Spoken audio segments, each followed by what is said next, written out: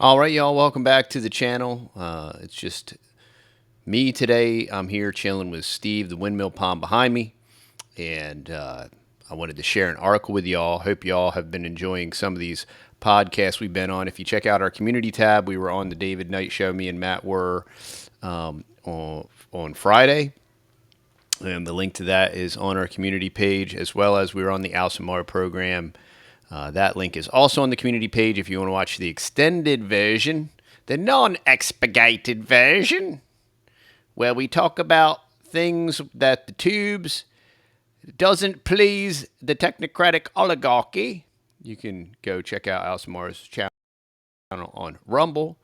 And this video here is going to stay on the backup channel for about a month or so. We're coming out of timeout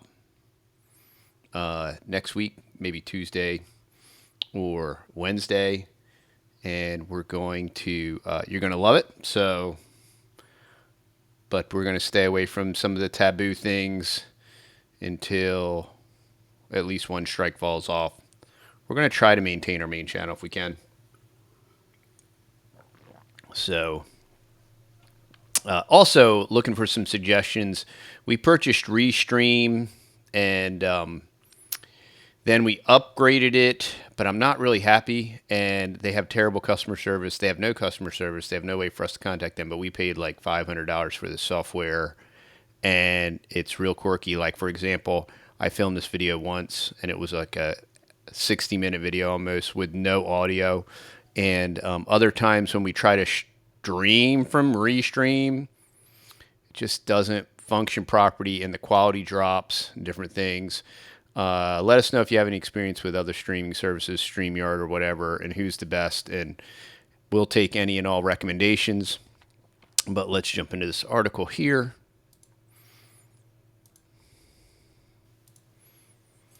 This article comes from Newsweek, y'all. So this isn't some tinfoil hat conspiracy.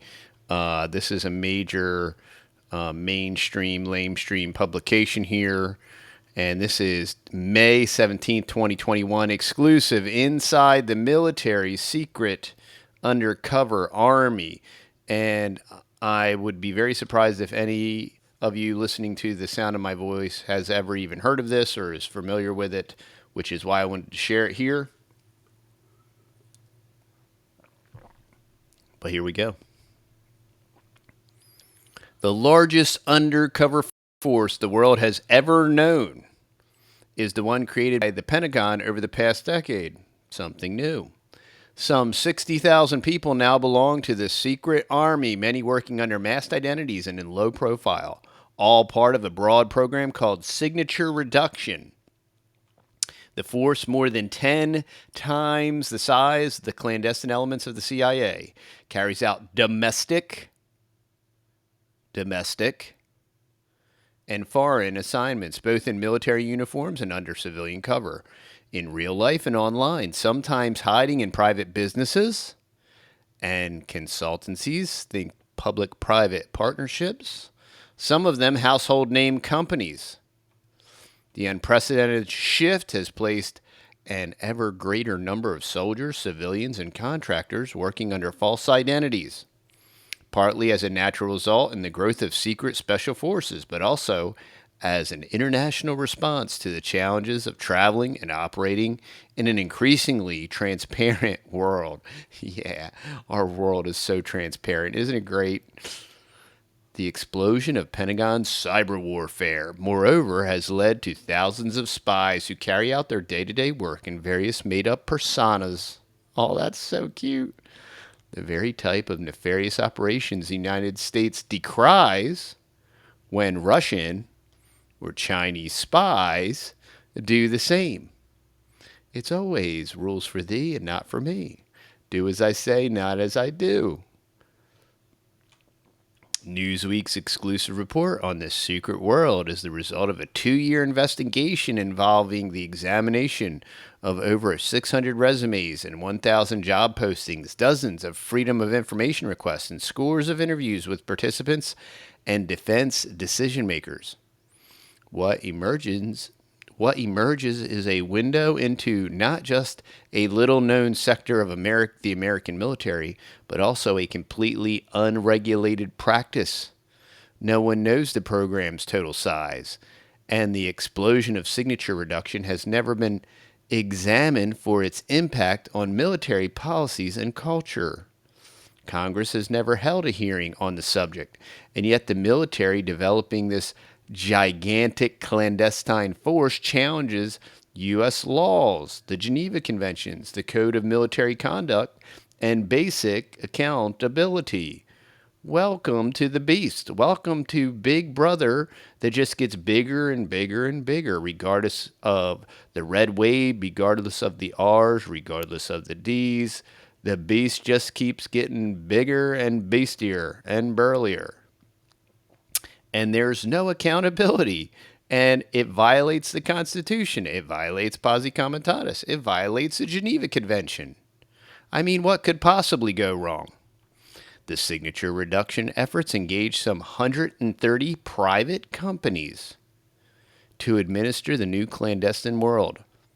Public-private partnership. Welcome to fascism, y'all.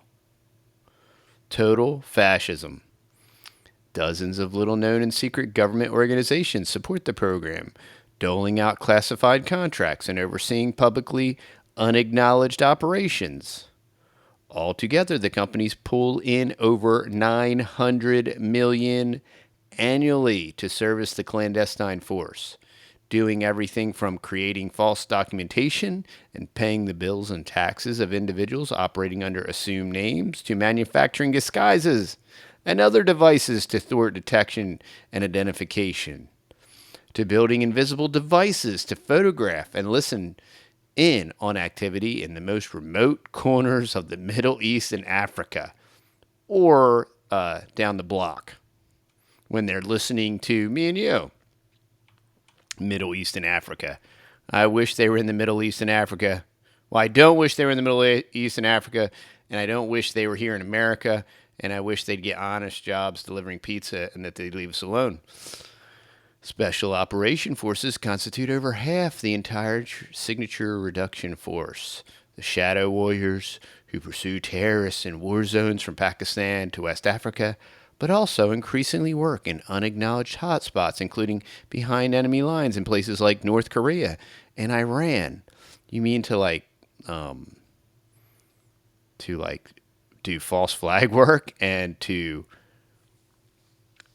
feign themselves as a North Korean, or maybe as a Ukrainian, or maybe as a Russian, or maybe as a Chinese, to maybe instigate a world war or something like that. Military intelligence specialists, collectors, counterintelligence agents, and even linguists make up the second largest element. Thousands deployed at any one time with some degree of cover to protect their true identities. The newest and fastest growing group in the clandestine army that never leaves their keyboards. These are the cutting edge cyber fighters. This is like Johnny in his grandma's basement. No.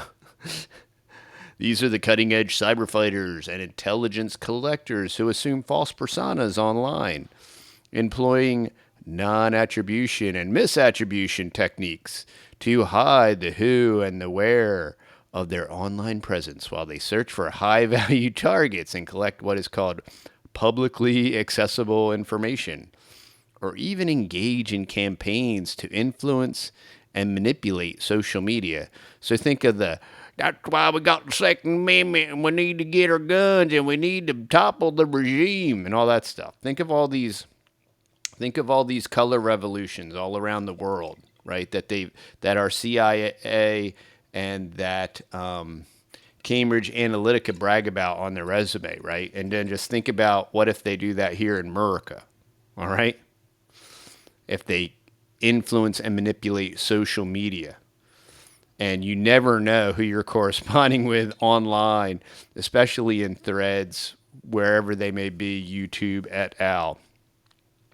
Hundreds work in and for the NSA. But over the past 5 years, every military intelligence and special operations unit has developed some kind of web operations cell that both collects intelligence and tends to the operational security of its very activities. like whoever the clown was that went 5 years back into our YouTube history and picked some benign video to give us our second strike. That certainly wasn't an AI thing. In the electronic era, a major task of signature reduction is keeping all of the organizations and people, even the automobiles and aircraft involved in the clandestine operations, masked. This protective effort entails everything from scrubbing the internet of telltale signs of true identities to planting false information. Oh, you mean like false flags to protect missions and people? As they're real, it's all about protecting people. You're right. As standard unforgettable. I'm sure as they protect people, lots of people die. That's usually how it works.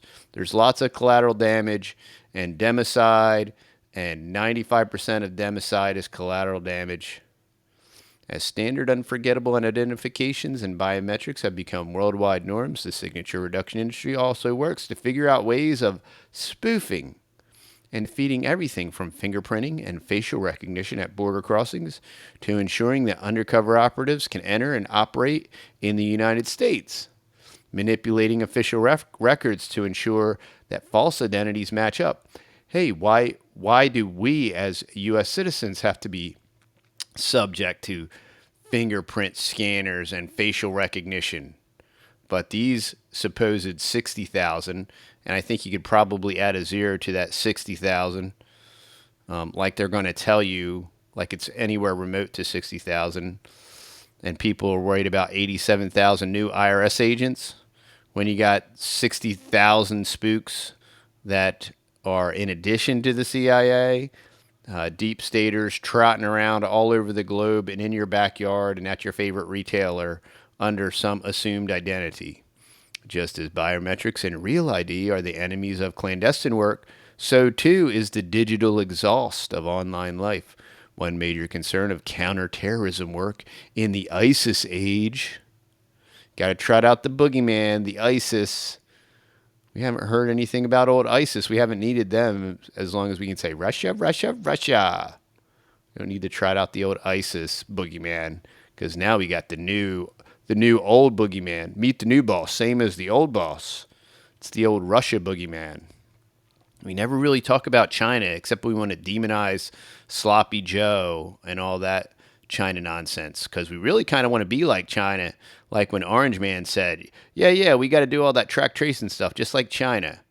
You know, like Brzezinski Brzezinski and Heinz Kissinger when they started the whole thing in the Anglo-American establishment and Tragedy and Hope, right? When they purposely handpicked China to bring to fruition what's happening right now. The abundance of online information about individuals, together with some spectacular foreign hacks, has enabled foreign intelligence services to better unmask fake identities of American spies. Signature reduction is thus at the center of not only counterterrorism, but is part of the Pentagon's shift towards great power competition with Russia and China. Competition, influence, and disruption below the level of armed conflict, or what the military calls warfare in the gray zone.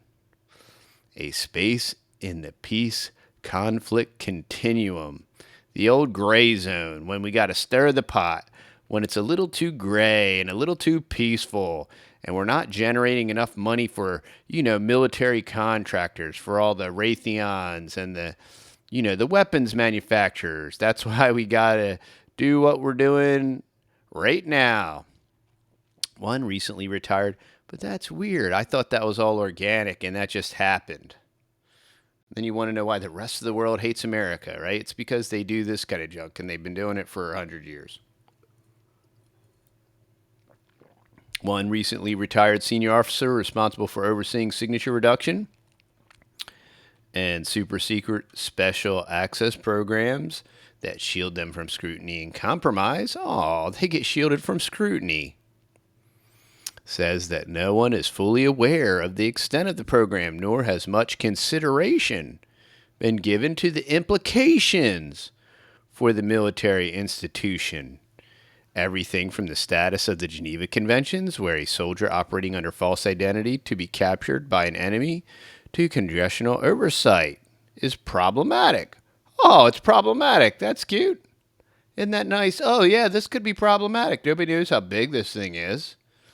We got a bunch of 60,000 people that are all invisible and have multiple personas and footprints and can be whoever they want to be and do whatever they want to do with no oversight. Yeah, what if one of them was rogue? What if none of them are rogue? What if they just do what they're told to do? Talk about scary, talk about problematic. He worries that the desire to become more invisible to the enemy not just obscures what the United States is doing around the world, but also makes it more difficult to bring conflicts to a close. Oh, really? That's cute. Maybe that's why we've been in an unending war for the last 100 years. Most people haven't even heard of the term signature reduction, let alone what it creates. He says the officer spoke on a condition of anonymity because he is discussing highly classified matters. The Secret Life of Jonathan Darby. Every morning at 10 a.m., Jonathan Darby embarks on his weekly rounds of mail call. Darby is not his real name, but it is also not the fake name on his Missouri's driver's license that he uses to conduct his work. And the government car he drives, one of a fleet of over 200,000 federal vehicles owned by the General Services Administration, is also not registered in his real name or his fake name, and nor are his magnetically attached Maryland state license plates really for his car, nor are they traceable back to him or his organization. Man, I just think of like Oklahoma City and Timothy McVeigh, where Darby works and the locations he visits are also classified. Huh. I just sound so much like Oklahoma City. Darby's retired from the Army, and he asks that neither his real name nor his cover name be used. He served for...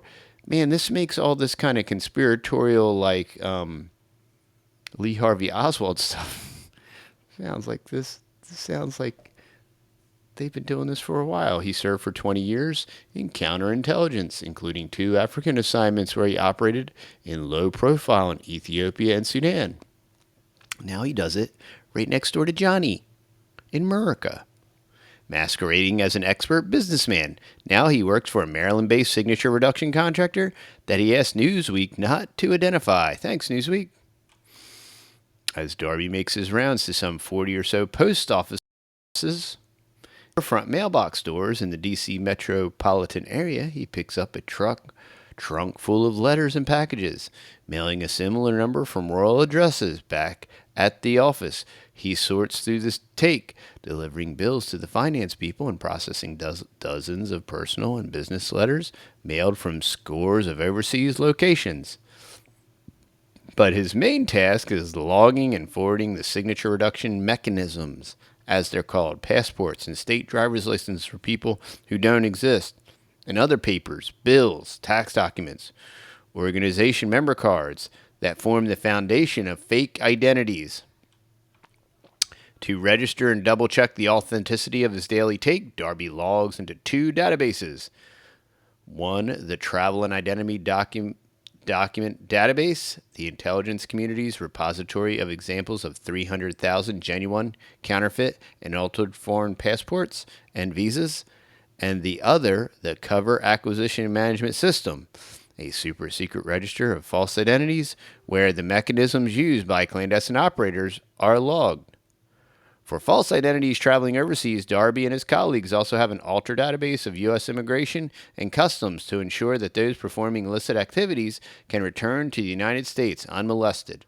So we're supposed to think that the federal government is incompetent, right? And they can't do stuff, and we can't make voting machines that work, and we can't do mail-in ballots that work, right? We can't do all these different things, right?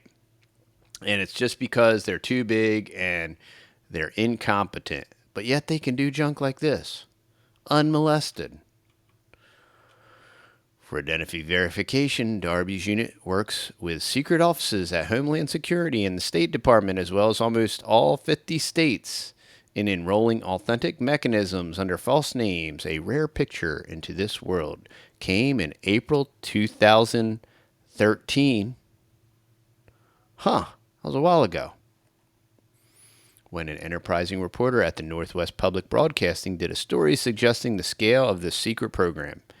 His report revealed that the state of Washington alone had provided hundreds of valid state driver's licenses in fictitious names to the federal government. The existence of the confidential driver's license program, as it was called, was unknown even to the governor. Before the internet, Darby says, before a local cop or a border guard was connected to the central databases in real time, all an operative needed to be undercover was an ID with a genuine photo.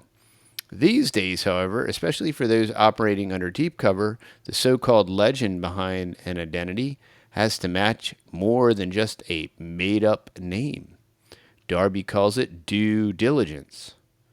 The creation of this trail of fake existence, fake birthplaces, and home addresses have to be carefully researched. Fake email lives and social media accounts have to be created. Like, dossiers and manifestos that don't get posted to your personal social media until the day before you do something nefarious, stuff like that. Think of different events that have recently occurred in the last 10 years that involve crazy lunatic loony bird people that somehow suddenly have some kind of manifesto that shows up on their social media before they blow a gasket or the nut falls off the bolt. Almost every individual unit that operates clandestinely, special operations, intelligence collections, or cyber, has a signature reduction section, mostly operated by small contractors conducting due diligence. There they adhere to what Darby calls the 6 principles of signature reduction: credibility, compatibility, realism, supportability, verity, and compliance. Compliance is a big one, Darby says, especially because the world that 911 created, where checkpoints are common and nefarious activity is more closely scrutinized, and where all of our freedoms were stolen and the last vestiges of the Constitution were shredded by a Republican supermajority. To keep someone's covert for real and to do so for any period of time requires a time-consuming dance that not only has to tend to someone's operational identity, but also maintain their real life back home. As Darby explains it, this includes clandestine bill paying, but also working with banks and credit card security departments to look the other way as they search for identity fraud or money laundering. And then signature reduction technicians need to ensure that real credit scores are maintained and even real taxes and Social Security payments are kept up to date so that people can go back to their dormant lives. Wow, sounds like a sleeper cell. They're going to go back to their dormant lives when their signature reduction assignment ceases. They're going to go dormant. They're going to go back to their working at their wherever, right? Until the sleeper cell, the sleeper cell goes back to sleep until they need to wake it up again. How anybody could remotely be cool with this. Darby's unit, originally called the Operational Planning and Travel Intelligence Center, is responsible for overseeing much of this, and to do so, it operates the Pentagon's largest military finance office. Cool. Endless money to something with zero oversight. I wonder what they could possibly be doing all over the globe and in your backyard. But documentation, as important as it is the only one piece of the puzzle. Other organizations are responsible for designing and manufacturing the custom disguises and biometric defeat elements to facilitate travel. Darby says this is where all the special access programs are. SAPs, the most secret category of government information, protect the methods used and the clandestine capabilities that exist to manipulate foreign systems to get around seemingly foolproof safeguards, including fingerprinting and facial recognition. Signature reduction is a term of art. Numerous signature reduction SAPs Programs with names like Hurricane Fan, Island Hopper, and Peanut Chocolate are administrated by a shadowy world of secret organizations that serve the clandestine army. The Defense Program Support Activity, Joint Field Support Center, Army Field Support Center, Personnel Resource Development Office, Office of Military Support, Project Cardinals, and the Special Program Office. Befitting how secret this world is, there is no unclassified definition of signature reduction. The Defense Intelligence Agency, which operates the Defense Clandestine Service and the Defense Cover Office, says that signature reduction is a term of art, one that individuals might use to describe operational security, OPSEC measures for a variety of activities and operations. In response to Newsweek's queries that point out that dozens of people have used the term to refer to this world, DIA suggests that perhaps the Pentagon can help. But the responsible person there, identified as a DoD spokesperson, says only that as it relates to human operations, meaning human intelligence, signature reduction is not an official term. That's kind of like when they used to say no such agency when they claimed that the NSA didn't exist. So now we have another deep state clandestine CIA, NSA signature reduction office that has no oversight and no particular name, and nobody wants to own up that it even exists. Another senior former intelligence official, someone who ran an entire agency and asked not to be named because he is not authorized to speak about clandestine operations, says the signature reduction exists in a twilight between covert and undercover. The former, defined in law, is subject to presidential approval and officially belongs to the CIA's National Clandestine Service. The latter connotes strictly law enforcement efforts undertaken by people with a badge. And then there is the Witness Protection Program, administered by the U.S. Marshal Service of the Justice Department, which tends to fake identities and lives of people who have been resettled in exchange for their cooperation with prosecutors and intelligence agencies. The military doesn't conduct covert operations, the senior former official says, and military personnel don't fight undercover.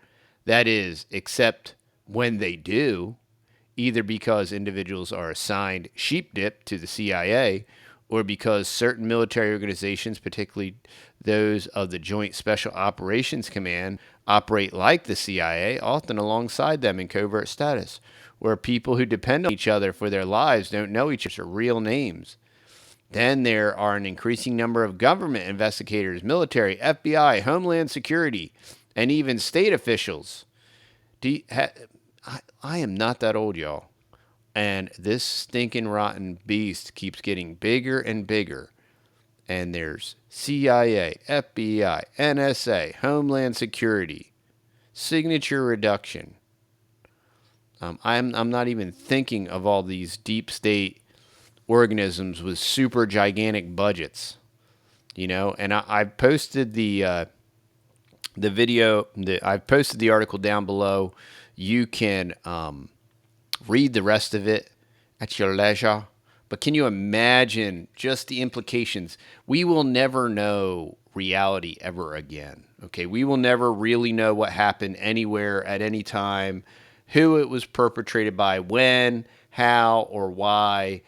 It all can be seamlessly fabricated with triple redundant backup, fake identities, fake license plate, fake everything. And then these people will go to sleep back to their sleeper cells until they see the bat signal in the sky, right? And then they got to come out of hiding once again and don their persona and do their Timothy McVeigh thing, And it's really fascinating. It's hard to believe. Comment down below. Let me know what you think. It's just incredible. And they put this stuff out in this mainstream news articles. It's so fascinating. And everybody is completely unaware of this. And I mentioned this to a lot of different people in casual conversation. Hey, you ever heard of signature reduction? And they're like, what in the world is that? And I said, you should really check it out. You should look into it. It is incredible. But yeah, that's all for now. Comment down below. Let me know your thoughts on signature reduction and what it means to transparency and what. And hey, when you're dealing with a post-modern, post-truth world, what better way to create a post-truth world with no oversight, a bottomless budget, and all these clandestines. You know, they're faking fingerprints and hand oils on latex sleeves that people wear, and they can pass a fingerprint biometric. Same thing with facial recognition. It's unbelievable. But that's what they're just trying to keep us safe, y'all. Meanwhile, what do we have to go through? Try to get on an airplane. You know, it's so unbelievable. But that's freedom. So, hope y'all have a great day. Hope you enjoy this video, and we will see y'all in the next video. Talk to you later.